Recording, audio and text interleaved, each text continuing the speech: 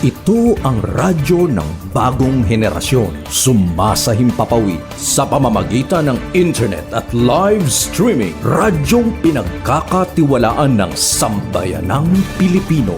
Mula noon hanggang ngayon, maghahatid ng pinakasariwang mga balita sa loob at labas ng bansa. Tatalakayin ng mga isyu ng bayan, magbibigay ng public service at makikipagkwentuhan sa mga sikat.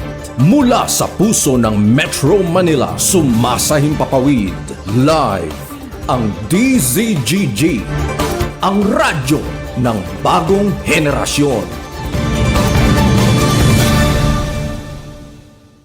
DZGG is a proud member of the Philippine Online Broadcasters Association.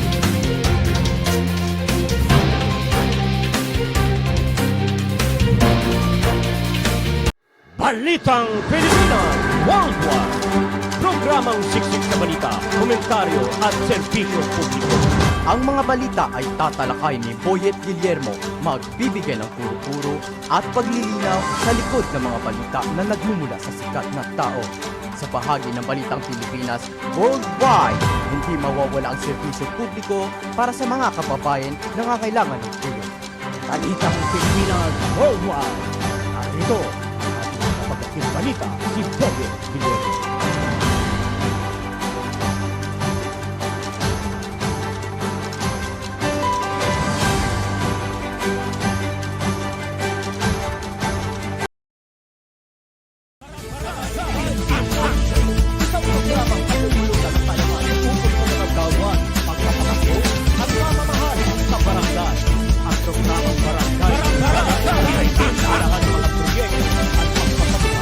Bagong programa sa barangay. Makikilala din dito mga opisyal na naglingkod at naghahangad magserbisyo sa barangay. Kaya, halina kayo, mga kabarangay, manood at kilatisin natin ang ating mga opisyal ng barangay. Samahan sina Rolly Bonyon at Boyet Guillermo sa kanilang isang oras na programa mula ika-11 ng umaga hanggang ika-12 ng tanghali. Tuwing Lunes hanggang Biyernes. Barangay in Action! Narito na ang mga pinagpipitagang host ng programa.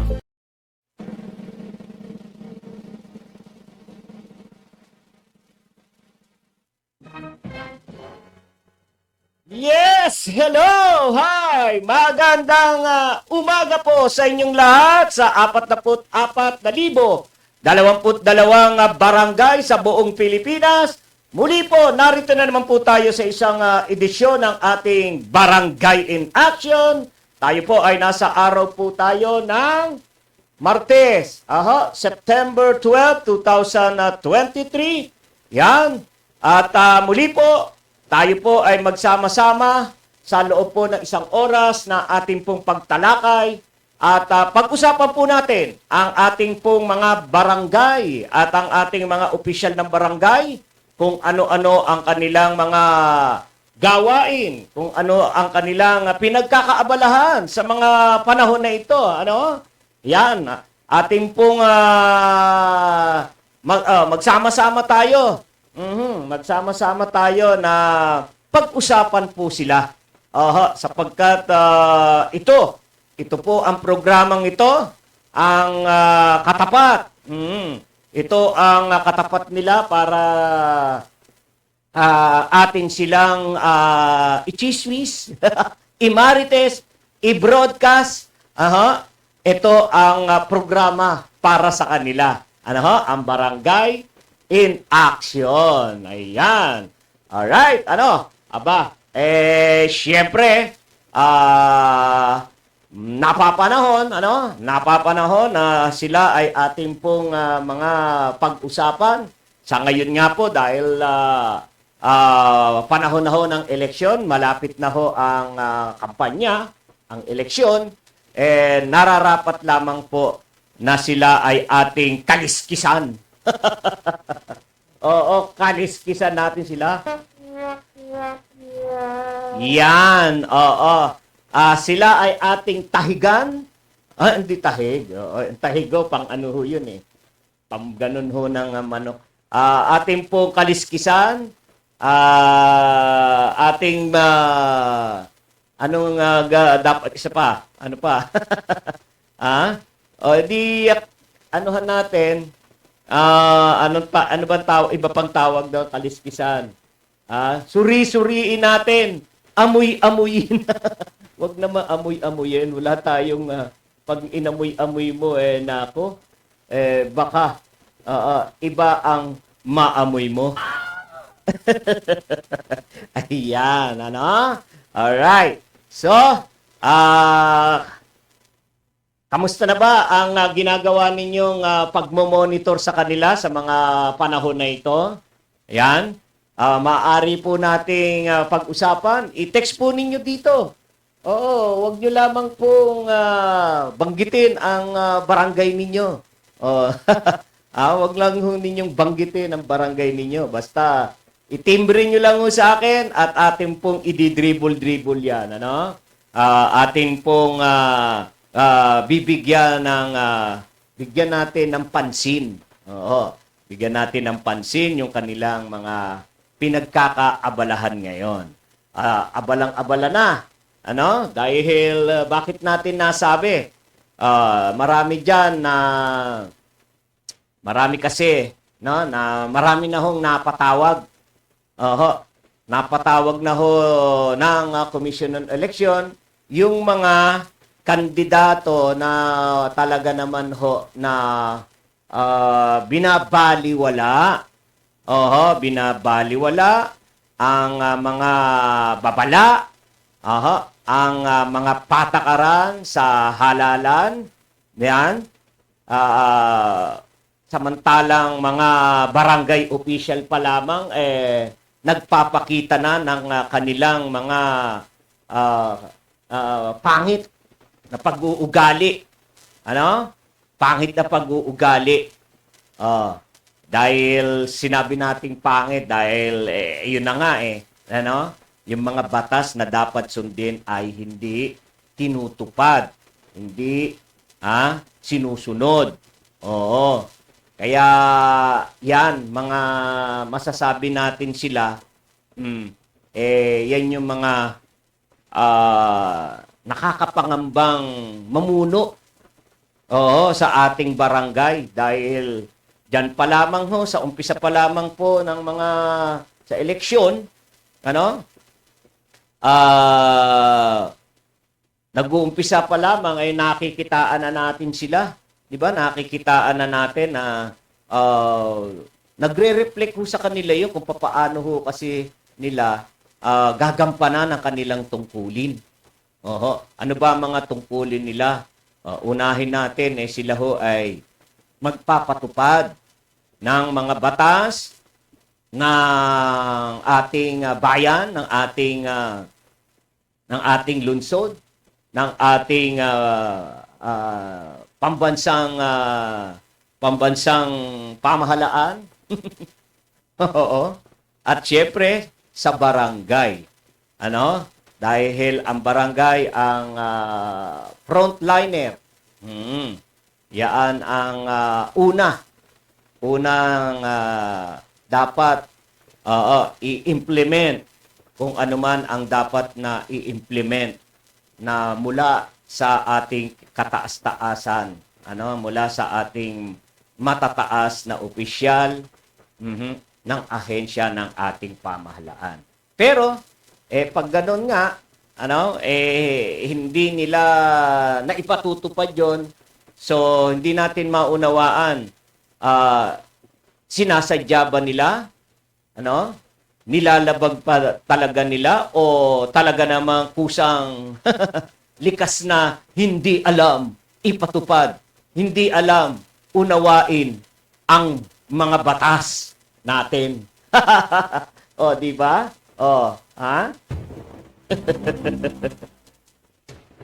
Yan. Kaya hindi ho, alam niyo po, sa pagpasok po ninyo sa paghahain po ng inyong COC, ang inyo pong pinapasok para mag-apply ng posisyon sa barangay, hindi ho basta-basta lang. Hindi ho basta-basta. kinakailangan din ho, bagama hindi naman dapat na maging isa kang abogado para lang maging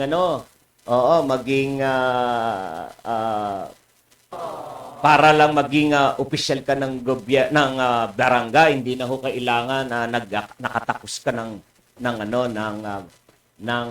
abogasya para maipatupad mo ang batas. Hindi po. Yan hong mga bagay na yan, wala man tayong alam sa batas, pero sa araw-araw na lang nating ng pamumuhay, sa panonood ng TV, pagbasa ng dyaryo, ay naririnig na natin ang mga batas. Di ba? Naririnig na ho natin ang mga batas at yaan, naipaliliwanag na. Oo. Kaya dapat yung mga ganong bagay ay yaan ay natatanim sa ating pag-iisip. Lalong-lalo na sa mga barangay official at yung mga aplikante sa barangay. Dapat yaan ay inaaral at inaalam. Inaaral at inaalam nang sa gayon, magampanan mo ng tama ang iyong pag ikaw natanggap sa trabaho bilang konsehal, bilang kapitan sa isang barangay. Ano? Kinakailangan mo yun. Kinakailangan na ikaw ay merong alam. Merong kang alam kahit yung mga batas lamang po na nauukol pang barangay. Yan, ano? Kaya yan. So, katulad nga ho niyan. Biruin ninyo. Ilan na ho? Ilan na ho ang mga kandidato?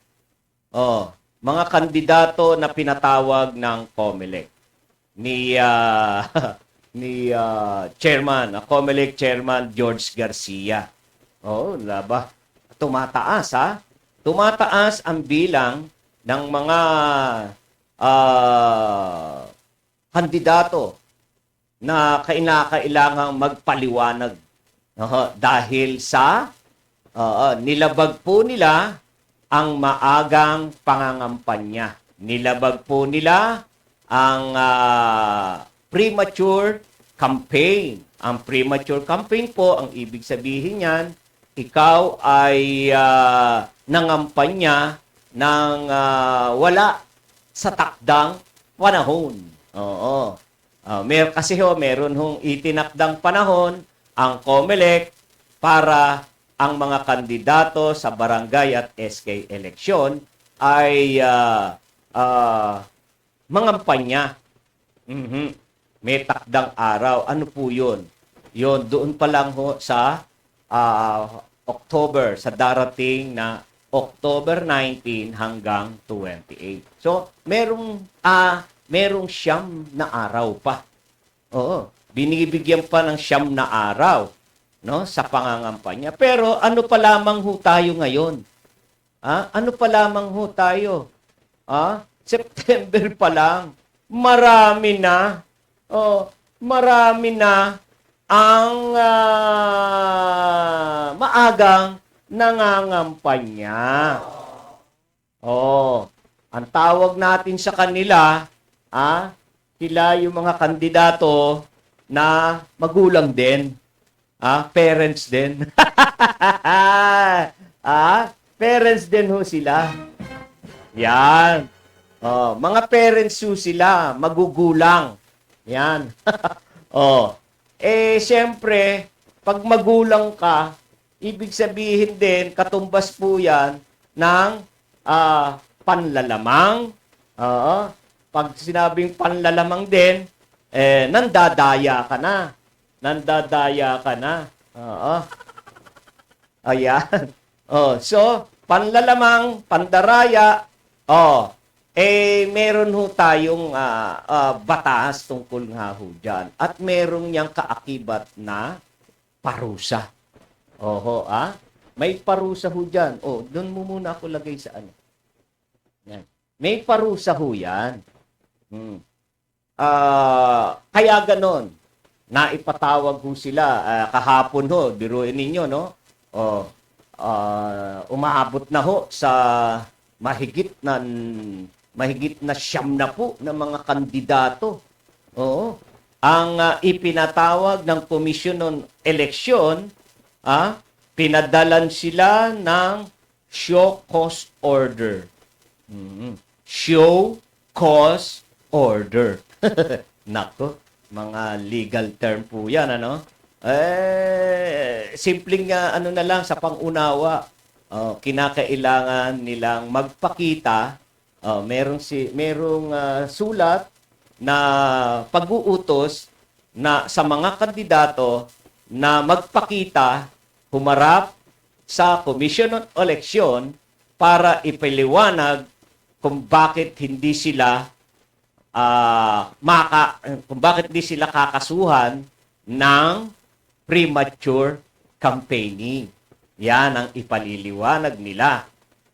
Kasi mayroong mga ebidensya na kuha ang Commission on Election laban sa kanila dahil sa premature campaigning. Ayan. Ano ang mga ebidensya? Yung isa na dyan, yung mga poster, yung mga poster na inilantad, ipinascale, inilantad na, i-display sa mga lugar. Sa mga lugar. Ayan. Kaya, nung nakita ang mga yan, yun, doon ho nagsimula na mag-issue, magpalabas, or magpadala ng show cause order ang COMELEC diyan sa mga kandidato na maagang ibinandera ang kanilang mga pagmumuka sa mga pader, poste, at kuryente.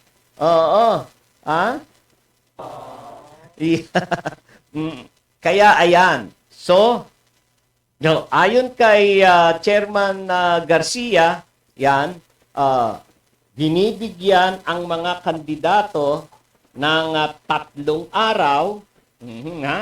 Yan, 3 araw po mula sa pagkakatanggap nila ng show cause order para ipaliwanag ang kanilang panig hinggil sa mga akusasyon.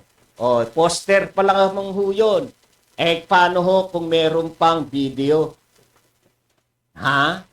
Paano kung may video pa? Di antibay. Antibay po ng mga ebidensyang pinangangahawakan ng Commission on Election or COMELEC laban sa parents na kandidato. Mga magugulang na kandidato. Ay, bakit ba ganon? Ayan, dito tayo. Ayan. Ano ho? Yung mga parents, mga parents na kandidato. Yan. Kayo ay kamusta na nga kayo ngayon? Nakapunta na ba kayo? Kailangan yan, meron kang affidavit. Affidavit of explanation. Affidavit na, explanation pa, ano? Ayan. Kailangan mo, meron ka, iaano mo yan. Isasumite mo yon at aaralin ng Commission on Election kung sapat, kung makatotohanan ang iyong paliwanag. Naku, pag hindi, nga ka dyan. Nga. Maaari na ang maging desisyon ng COMELEC na kapag napatunayan nila na ikaw ay lumabag sa premature campaigning, diskwalifikasyon ang ipapataw sa iyo. O, tuwan-tuwa sila, o. Tuwan-tuwa ngayon ang iyong mga kabarangay dyan. Lalo na yung mga naiinis sa yung mga kabarangay mo. Dahil hindi mo sila napaglingkuran. Namimili ka ng tutulungan mo. Namimili ka ng kakaharapin mo. I-entertain ng mga tao, ng mga kabarangay mo. Yun lamang po kamag-anak. Yun lang mga kumpare. Mga kaibigan lang. Yung mga kabarangay mong simpleng-simple ang pamumuhay at walang kaya. Hindi mo hinaharap. Samantalang dapat ang panunungkulang ay patas, walang kinikilingan, walang pinoprotektohan. Serbisyong totoo lamang.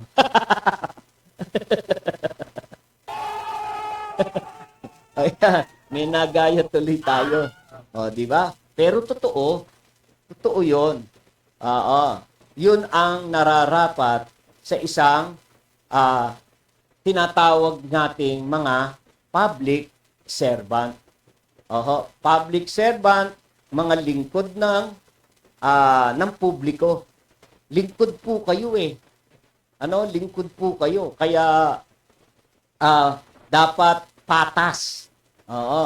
Patas ang iyong pagtrato.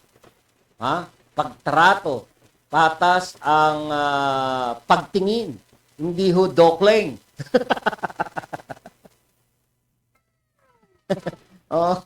Hindi. Patas ang pagtingin. Ayan. Kailangan ho yun ho kasi ang inyong bahagi ng inyong ina-applyang trabaho sa barangay. Dapat naintindihan ho natin yan, nauunawaan po natin. Ayan. So, magpaliwanag sa loob po ng 3 araw. Kaya, yung iba pa, papaano ngayon ng di nangangamba-ngamba na ho yung ibang kandidato. Nangangamba na sila. Papaano nila ipaliliwanag ang kanilang side.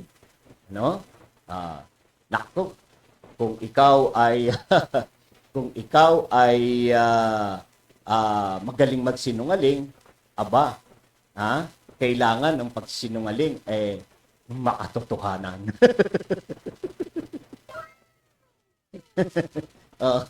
Baka hindi ho lumusot.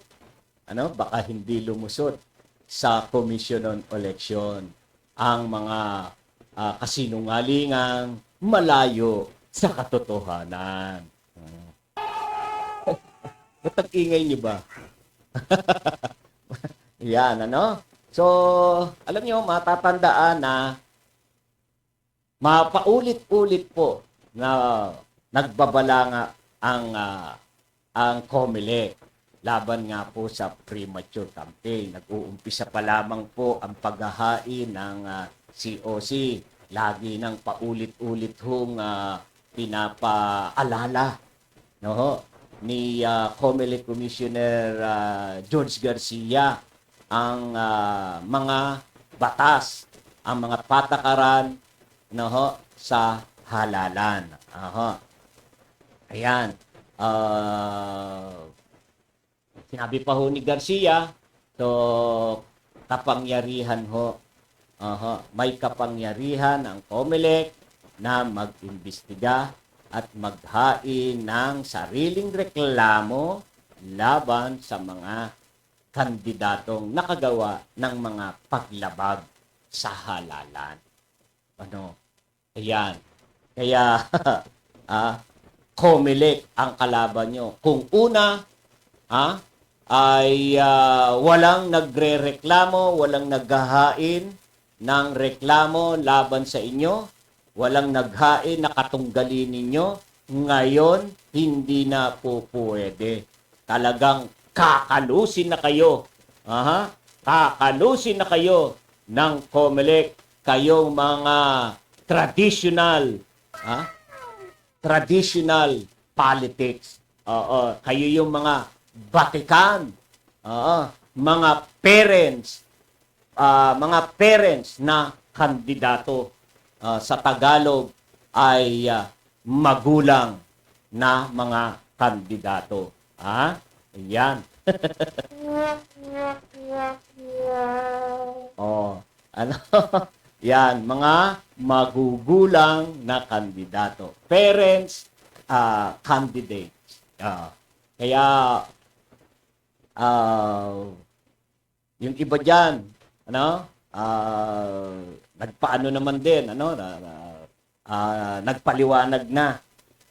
Malalaman ho natin yan kay Chairman George Garcia. Kung sino-sino ba, ilan ang mga kandidatong napatunayan nila na nilabag ang mga batas sa halalan. At ilan din ang nakalusot at naipaliwanag ng mabuti. Naipaliwanag ang kanilang side na siyempre itatanggi nila yan, itatanggi. Pero yung investigasyon ang mabigat doon. Hindi nagsisinungaling ang mga ebidensya. Yan ang tatandaan ho natin, Hindi nagsisinungaling ang mga ebidensya. Ang ebidensya ang sasabi ng katotohanan na ikaw ay talagang lumabag sa batas ng halalan. At dyan, maituturing kang isang parents candidate. Alright.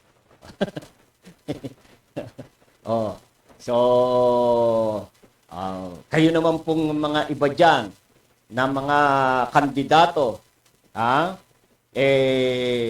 sumunod na lamang po kayo. Ayan, nasampulan na ho. Hindi ho sample yan.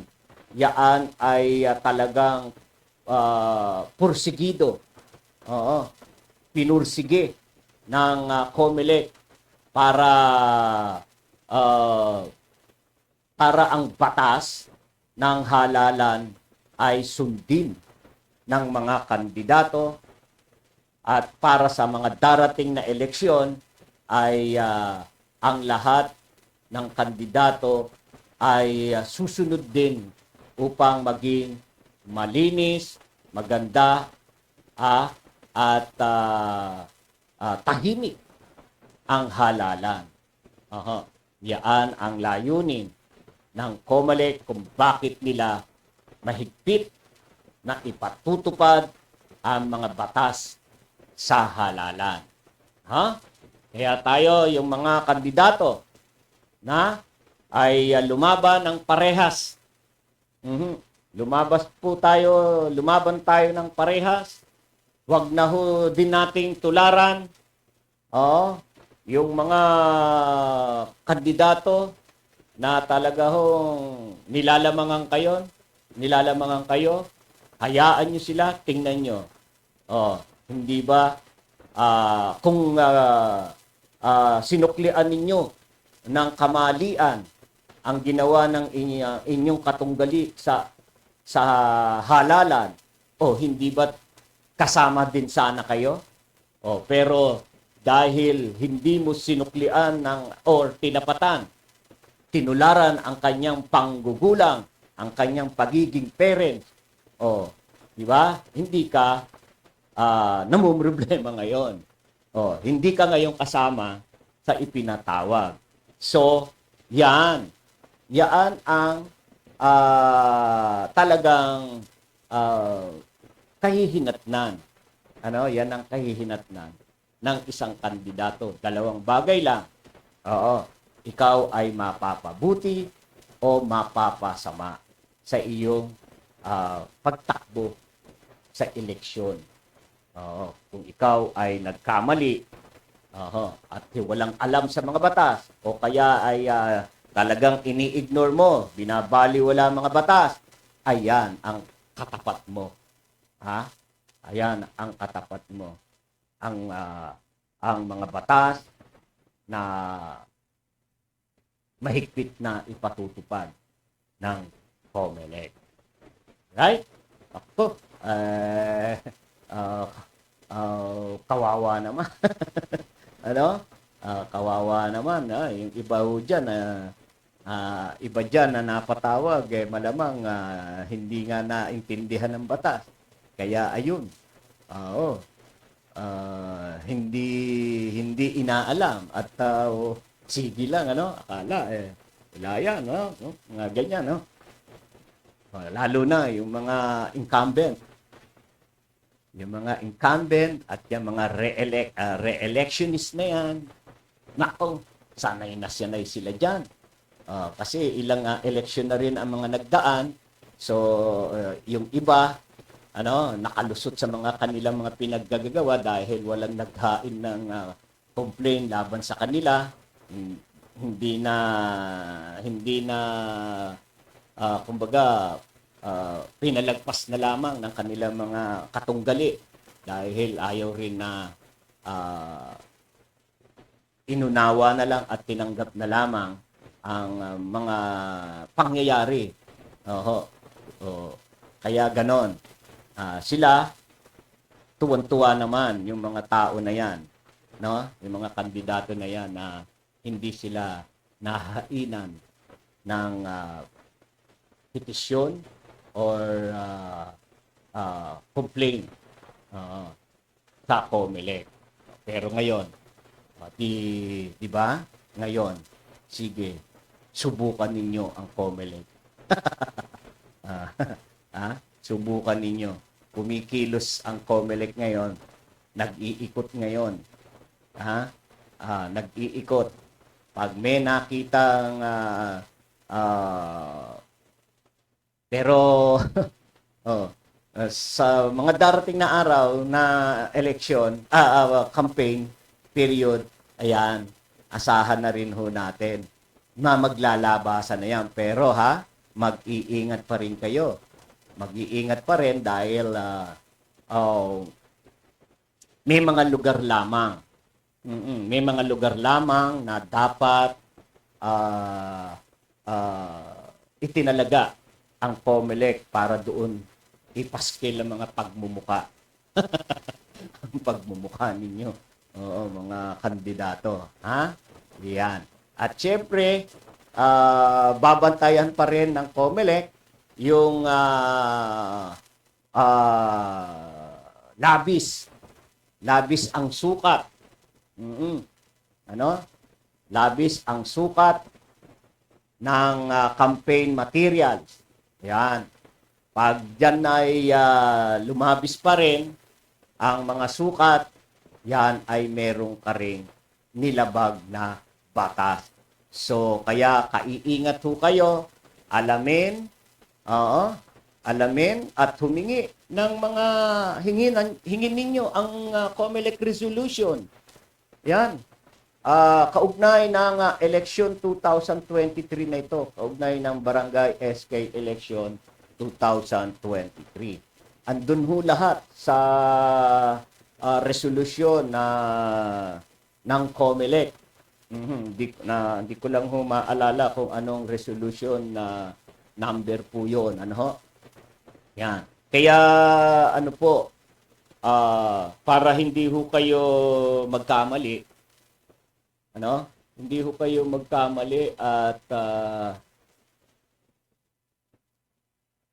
hindi makasuhan, no?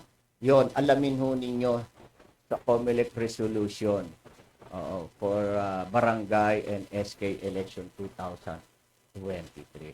Pero ho niyo yan, makikita lang ho naman ninyo yan sa website ng COMELEC. Diyan lang makakakuha na kayo. Pwede ho ninyong i-print. Mag-print na lamang ho kayo, ipa-print ninyo para may guided po kayo guided kayo ng mga batas ng COMELEC, batas sa eleksyon sa ating eleksyon, nang sa gayon ay hindi kayo nalilihis, hindi kayo nagkakamali at hindi nyo nalalabag ang mga batas. Dahil nabasa nyo, nabasa ninyo ang mga ipinagbabawal. Ano? Yan. Ano pa? So, yun, yung resolution, resolution. Dapat meron kayong kopya niyan. At yan ay pinag-aaralan nyo at binabasa para hindi kayo nagkakamali. Yun, yung mga campaign materials, no? Ang mga gagastusin. Ano? Yung mga gagastusin ho yan. Ang nararapat lang na gastusin, no? Piso pala. Piso lang. Sa bawat botante. Piso. Sana yan ay yung piso.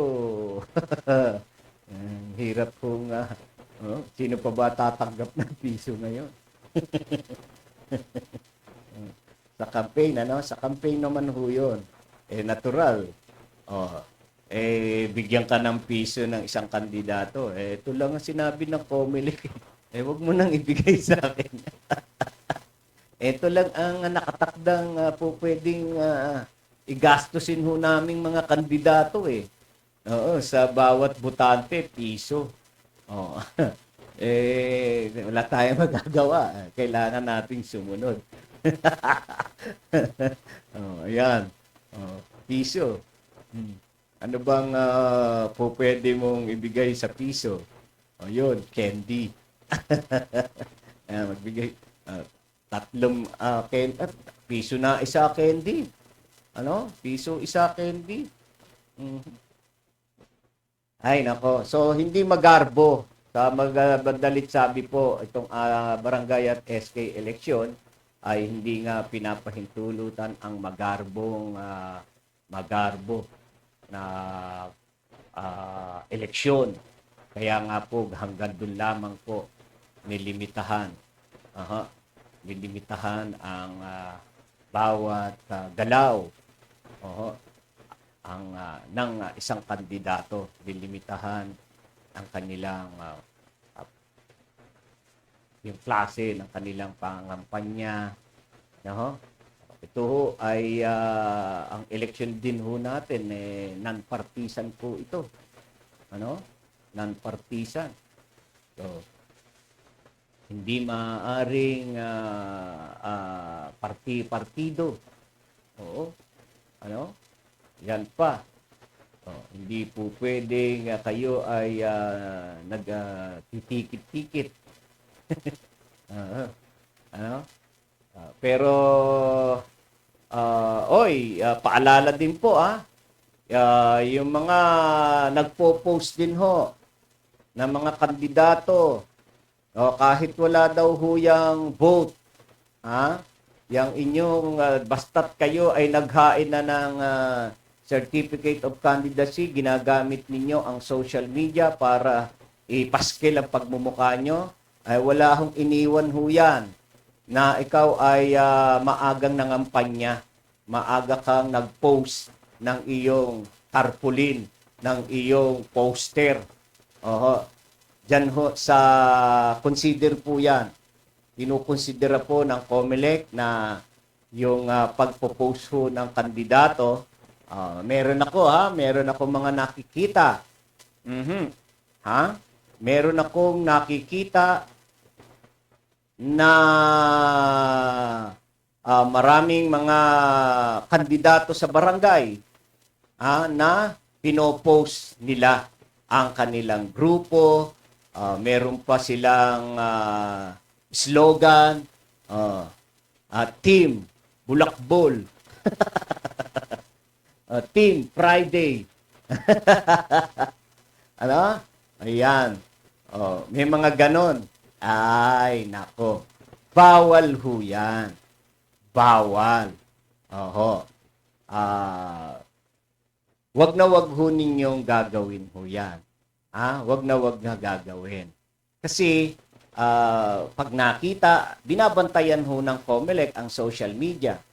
At pag ikaw ay nakita dyan, posible, padalang ka rin, issuehan ka ng show cause order ng COMELEC.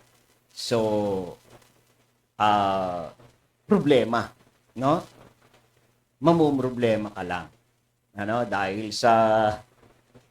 Dahil gusto mo na ikaw ay makilala at maipaalam ang iyong mga plataforma diga barangay. Ayun. Dahil sa sa paghahangad mo, kaso nga, di ba? Meron kang nilabag. Oo, meron kang nilabag. Yan. So, kaya tayo, mga kandidato, paalala sa inyo, para hindi magkamali, hindi malihis, kumuha ho kayo ng kopya ng COMELEC resolution. May number ho yun, pero pag ni-research naman ho ninyo yan sa COMELEC website, lalabas po dyan. Barangay at SK Election 2023 COMELEC resolution. Yan, lalabas po dyan. Alright? So, yan po, ay mga paalala lamang po natin sapagkat bahagi ng ating programa yan ang pagpapaalala sa ating mga viewers, sa ating mga sasambayan ng Pilipino. Okay? So, bago ako dumako pa sa isa pang paalala, nais ko lamang ding bumati muna. Batiin ko na itong ating mga viewers. Yan, ako si Preachy. Hello, Preachy Cordoba. Yan, she's watching from, saan ka nanonood? Siyempre, from cellphone. Preachy. Andrea Airporte, ayan, good morning, Sir Boyet. A blessed Tuesday to everyone. Yan ang bati naman ni Andrea Porte. Oy, paring Jason, good day! Pa-shout out, CN Drew. Print ba talaga? Meron ka ng CN Drew print? Ba? Magkano bang ano dyan, Jason? Paring Jason, ang pagpiprint, yan ba yung mga print sa t-shirt? Aba kamakailan lang, nagpa-print ako ng mga uniform ko ng reporters ko. Ayan, kung mura sa iyo, dyan ako. Sa iyo na ako magpapaano. Yan CN Drew Prince. Saan ang address nito? Jason, para ma-i-plug natin at dumami ang iyong customer. Yan, mura ho yan. At si Jason Drew po ay kasamahan kong mamamahayag sa Southern Metro Manila Press Club. Alright? Oy, si Utol Danyo, ayan, nanonood kasama ang kanya may bahay, si Ate Nelia Guillermo. Alright, okay. So, dako na tayo sa isa nating panawagan, Yan, alam niyo po sa mga oras na ito, yan na ba yun?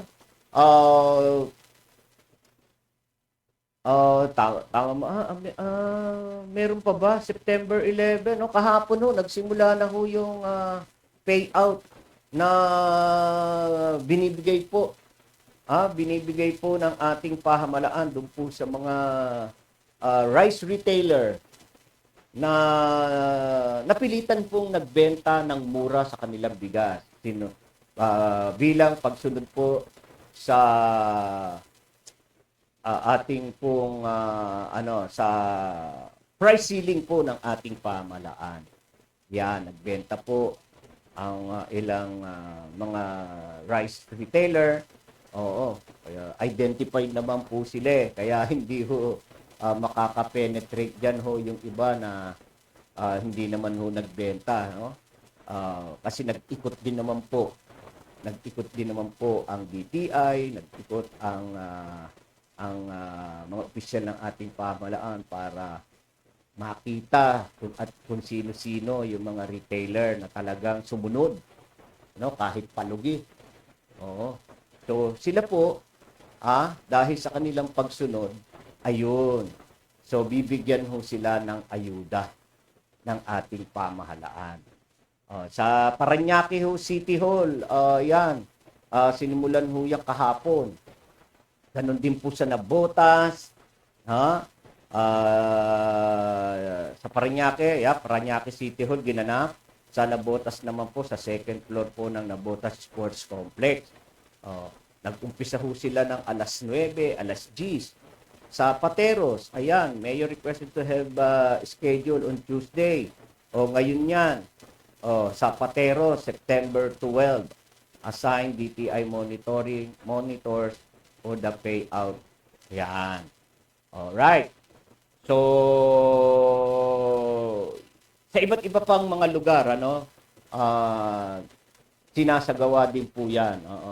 Yan po ay sa tulong po din ng ating pong DSWD. Sa kanila magmumula, sila ang magpapacilitate ng mga dokumento.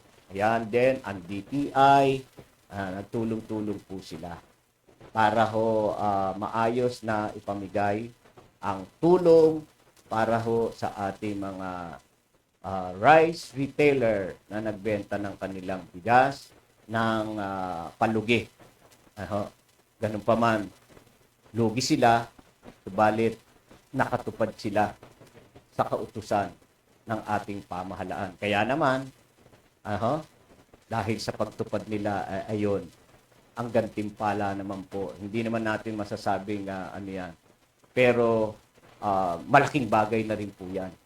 Huwag na ho nating sabihin pa na ano yan. Ang mahalaga, kahit papaano, ay nabueltahan tayo na nabahagian tayo ng ating pamahalaan ng tulong. Yun ang pinakamahalaga. Natulungan tayo dahil tayo ay nahirapan, naghirap, nalugi yan sa pagbebenta ng bigas. Yan. Okay? So, sunod na ating panawagan. Yan. Itong araw ho na ito ay, ayan, merong job interview. Yan, job interview. Yan, basahin ko muna yun. Yan, yan, inaanyayahan po na makilahok sa isasagawang in-house interview ng SM Store, yan, Mall of Asia sa ngayong araw po nito. Nag-umpisa ho yan ng alas 9. Nakto, at alauna ho magtatapos ang job interview. Yan. Yan po ay inisyatibo po ng Public Employment Service Office ng Pasay City Hall. Yan.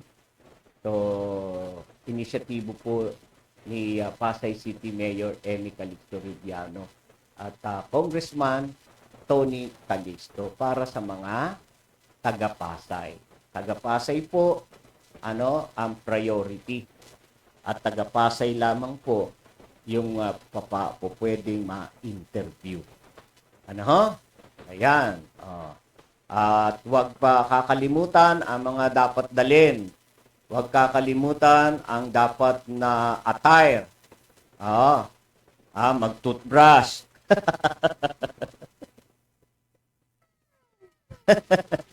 Siyempre, pag tinanong ka doon, yan ang pinakaunang dapat aalalahanin ng isang aplikante. May ballpen. May ballpen. Yan, para makitaan ka na handa ka, ready ka sa trabaho pinapasok mo o ina-applyan mo. Alright. Okay. So, ano bang next natin? Wala na? Wala ba tayong, wala na tayong, or, hindi, meron ako rito, no? Alam niyo po, no? Meron ho tayong balita rin, no, na nakakalungkot, eh. Oo, ano? Yung isa pong barangay patrol. Oho, na kung saan isang barangay patrol ho sa sa lugar po ng Batangas City. Ayan. Sa Batangas City po, abay bumangga po sa sa puno. Oo. Biruin po ninyo. Ang barangay patrol ay isang owner type jeep. Owner lang ho, na kung saan ang laman, 12. Paano nagkasya doon? Oo, paano nagkasya? Alam niyo po pag ganyang overload po yun, Overload po yun, overloaded po yung jeepney na yun, yung owner. Pag yan tumakbo, pina-under ho yan ng driver. Siyempre, hindi maiiwasan magpabilis ng takbo. Hindi maiiwasan na bumilis ang takbo niyan. Siyempre, pag mabilis ang takbo at mabigat ang karga ng sasakyan, nahihirapan ang preno. Nahihirapang kumagat ang preno. At doon nga ho ang naging dahilan. Naging dahilan na nawalan ng preno, tumalpok sa poste. Naku, nakakalungkot po. Patay po ang isang tanod. Patay po ang isang tanod ng barangay. Ayan. At ang naturang jeep po ay galing po sa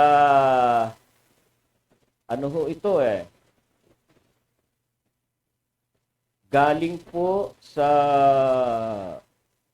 community helper. Bago ho mangyari. So, nagkaroon sila ng community service. Yun ho, nawala ng control. 12 ho ang hindi ba? Sana naman ho, ginawa ho na lang na mga ilan ba ang wala bang ibang sasakyan na nagamit ang mga natin, yung mga helper natin na ito, yung mga barangay community natin. Wala bang ibang nagpagamit na sasakyan ng sa gayon hindi ho nagsiksikan sa owner, sa iisang owner ang mga pasahero na naging dahilan tuloy ng kawalan ng kontrol ng sasakyan. Wala bang doon sana naiwasan ho, no? Naiwasan ang pangyayari na pagbangga. Nakakalungkot to galing sila sa pagsiservisyo sa kanilang mga kabarangay. Saan man sila galing. Tapos mangyayari sa kanila yung ganon. Madidisgrasya. Sana naman ay naisip po ng mga opisyal doon or yung mga na mga opisyal na baka sila naman ay mayroong sasakyan, sana napahiram ho at hindi ho siksikan doon sa isang owner. 12 halos 1, 2 ano lang ho ang pasahero niyan eh. Halos 5 lang ho ang pasahero niyan eh. 5. O sabihin na nating 5 lang eh. Oh. Lalo na kapag ang owner type jeep sinauna, ang liit lang ho ng loob ng type owner eh, ang owner type jeep. Ang liit lang ho ng loob nun. So talagang halos 5 pasahero lang. Kasi yung mga paa doon mga paa ng pasahero, siksikan na nga kung tutuusin. Sa 3 ha, 3 sa likod, 2 sa harapan, 1 driver at saka ang ano. Baka ho, may nasa bubong pa, nasa harapan, nasa likuran. O kasi yung owner ko minsan ganun din ho ginagawa talaga eh. Bali, sabihin natin mga 2 pa sa harapan nun. Sa driver 2 pa ho dun sa hood ng owner. O, 12. Imagine. Baka may parilya ho sa itaas, doon na rin umupo ang iba. Kaya ayun, nangyari. Naku, wag na ho natin gagawin yung ganyan. Yung overload. Yan. Diba? Overload. Isipin po ninyo, hindi nyo ba nakita na kayo ay lumalabag din ho sa batas trapiko eh. Paglabag din po yun nung ikaw ay magsakay ng labis-labis sa sasakyan. Ang sasakyan, lalo na ang kotse, yan ay may limit na kapasidad ng pasahero, limit na pasahero. O, sa ibang bansa, pinatutupad ho yan eh. At ayaw, lalo na ang mga taxi, ayaw magsakay ng sobra-sobra. 3. 3 lang sa likod. 5 lang talaga. Pag 6, ayaw na niyang magsakay. Dahil mahigpit na pinatutupad ang batas. Tayo po, mga barangay official tayo, dapat alam din po natin yun at sinusunod natin. Dumating tuloy yung ganyang masaklap na pangyayari. Sa mga barangay official ng barangay na yan, hindi man lang naisip na, uy, hindi ba sila nasabihan na overloading kayo dyan? Wala bang ibang nagpasakay? Sa ibang sasakyan o nagpahiram? Wala bang ibang sasakyan ang mga kagawad? Siguro meron naman. Sa 7 kagawad, sabihin natin kahit isa dyan, meron man lang na sasakyan na sana ay napahiram. At hindi nangyari po yung ganyang overload ang barangay patrol ninyo at hindi rin nangyari ho yan na nawalan ng kontrol. Pag sinabi ho nawalan ng kontrol, ano ho yun? Isa na ho dun yung nawalan ng preno. Hindi mo na makontrol eh. Di ba? Hindi mo na makontrol yung sasakyan, hindi mo maihinto.